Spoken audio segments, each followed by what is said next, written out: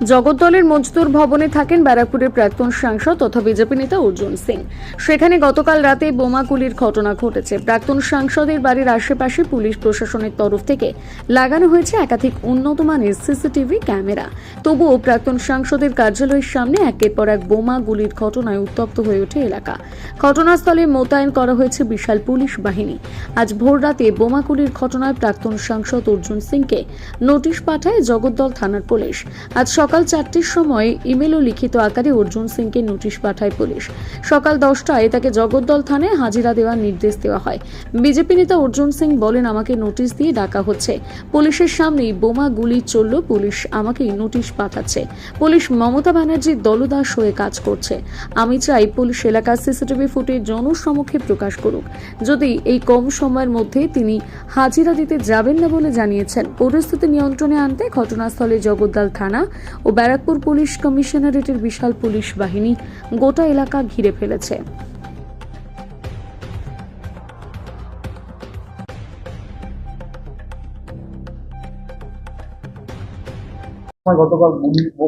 ভাবুন, পুলিশের সামনে যে গুলি চালাচ্ছে, প্রকাশ্যে ঘোষপাড়া রোডে, অত চওড়া রোডের উপরে, মেঘনা গেটের সামনে 3টে ক্যামেরা, শিব মন্দির গলির কাছে 4টে ক্যামেরা, লাইন দিয়ে ক্যামেরা আছে, পুলিশের ক্যামেরা আছে, সেইখানে গুলি চলছে। আর পুলিশকে আমি নিজে বলছি কি গুলি চালাচ্ছে আপনারা দেখতে পাচ্ছেন না? তারপরে বাড়িতে এসেছি, বাড়িতে আসার পরে বসেছি, তখন বোম চলেছে আমার এক বাড়িতে। তারপরে পুলিশ আমাকে নোটিশ পাঠাচ্ছে কি ভোর 10টার সময় আমার কাছে হাজিরা দিতে হবে।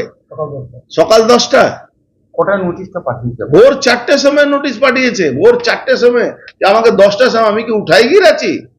যখন ও ডাকবে তখন আমাকে যেতে হবে।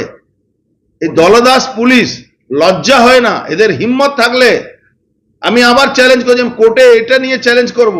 আমি বারবার বলেছিলাম কি এই নজরদারির জন্য এই ক্যামেরা রাখা হয়েছে, তাহলে এই ফুটেজটা কোর্টকে প্রডিউস করুক, এই ফুটেজটা পাবলিকলি প্রডিউস করুক।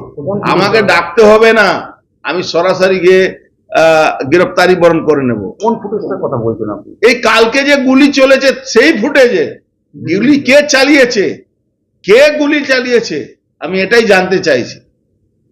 এটা তো গুলি চালিয়েছে, সে তো পুলিশের সামনে গুলি চলেছে। নোটিশে কি কি আছে এবং কি কি সেকশন? সেকশন তো কিছু বাকি নেই, সেকশন কিছু বাকি নেই, শুধু এক্সপ্লোসিভ সেকশন নেই। জানে এক্সপ্লোসিভ সেকশন দিলে এনআইএ চলে আসবে, এই জন্য এক্সপ্লোসিভ সেকশন দেয়নি। এত শর্ট টাইম নোটিশে কি আপনি যাবেন? অসম্ভব, এটা যাওয়ার ব্যাপার আছে নাকি? আমি কি রাস্তায় পকেট মারাছি কি আমাকে যেতে হবে?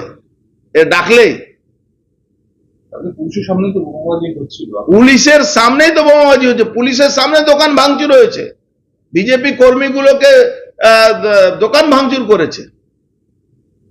এর আগেও তো নবীন সিং ছিল, ওই ঘটনা ভাঙচুর হয়েছিল 4 অক্টোবরে এরকমই একটা হামলা এই নবীন সিং ভোর 6টা, 7:30, 7টার সময় করেছিল। তখন প্রকাশ্যে ওপেন পিস্তল নিয়ে গুলি, এটা সিসিটিভি ফুটেজ এসেছিল। তারপরে এই নির্লজ্জ পুলিশ, এরা ল অ্যান্ড অর্ডার নয়, এরা জেনে শুনে এলাকাকে ডিস্টার্ব করে এখানে অশান্তি করানোর চেষ্টা করছে। কি পরিবর্তন করা হলো? আরে যেই পরিবর্তন করছে, যেই আসছে, মমতা ব্যানার্জি ইনস্ট্রাকশনে তাকে কাজ করতে হচ্ছে। আসার পরে আরো 5খানা ক্যামেরা লেগেছে, কি হলো তাহলে? তারপরেও তো অপরাধীরা ঘুরে বেড়াচ্ছে, গুলি চালাচ্ছে। এর 4 অক্টোবরে প্রকাশ্যে সিসিটিভিতে ফুটেজ আমরা দিয়েছিলাম, হ্যাঁ বলো, কি পিস্তলে গুলি ভরে দিচ্ছে। তারপরে কি হলো? কিছু যাচ্ছে সকালবেলা, বিকালবেলা ছাড়া পেয়ে চলে আসছে। এই নবীন সিং তো কাউন্সিলরের ছিলেন, এর আগেও তো নমিত সিং হলো বলির পাঠা, বলির পাঠা ওকে সামনে করছে বারবার, জানে কোনোদিন পাবলিক লিঞ্চিং করে ওকে মেরে ফেলবে। এরাই এরা চায় যে রাস্তায় চলছে তো পাবলিক লিঞ্চিং করে মারবে।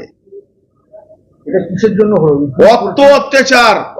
অকল্যান্ড লাইন, মেঘনা গেট, এই আশেপাশে এই আতপুর রেলওয়ে লাইন, সব জায়গা ওর মানে দিন রাত গাঁজা হিরোইন বিক্রি করছে, মানে জুলুম, মানে মানুষের উপরে অত্যাচার করছে, মহিলাদেরকে মারধর করছে।